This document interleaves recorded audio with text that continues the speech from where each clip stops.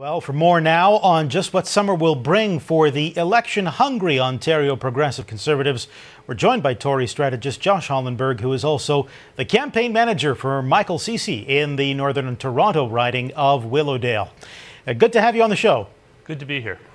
So let's start with what really is going to be the progressive conservative focus in Ontario over the summer. You're raring for an election to go. There may be some by-elections perhaps, but a full-on election not quite yet.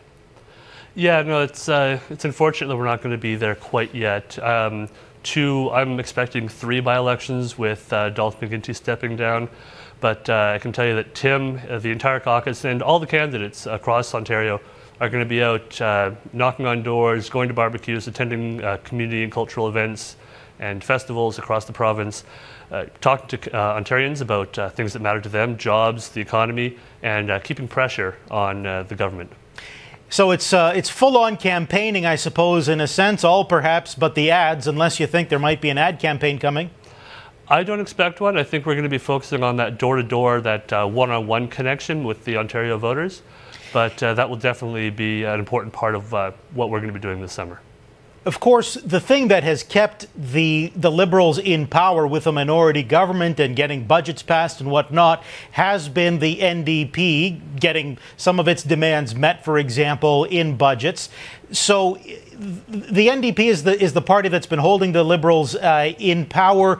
Do you think that if the by-elections don't go the Liberals' way, that the NDP might see that and decide, hey, maybe September or October is the time that we can try to pull the plug here? I can tell you that no one's more interested in what's going on inside the NDP than myself and every other pundit across Ontario and across Canada. There's an internal struggle going on between the two sides. One wants to continue to try to influence the government, get their policy issues put forward, even if it means the Liberals take credit for them. The other side says, we've got the issues, people care about this, these are populist, positive ideas, and the polls are showing that. We should go to an election. And it will ultimately be, I think, the outcome of that internal struggle which decides when we have an election. How much do you think that that Tim Hudak or any of the other progressive conservatives will be talking about Dalton McGinty's severance package? It's what, $313,500 or so that he got for resigning from politics? I definitely think that what you just said there will be repeated several times throughout the summer.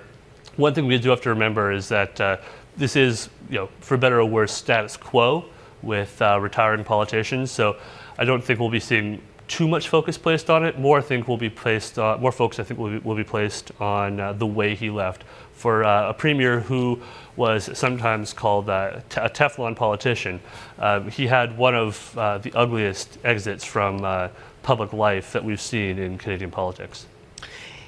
Is that, you call it status quo, this kind of severance payment, is it something that the PCs would want to change?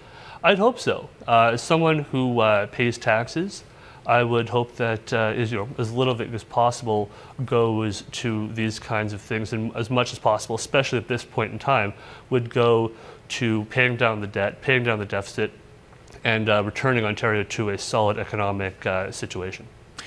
And are we going to see any kind of a policy rollout, do you think, over the summer, or will it just be hitting on the general themes and saving any kind of policy stuff maybe for September?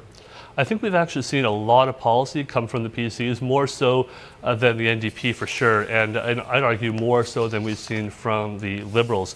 The white papers, the PC white papers have been put out over months, and I think that gives a very good indication of where we plan on going when we do release an official policy book.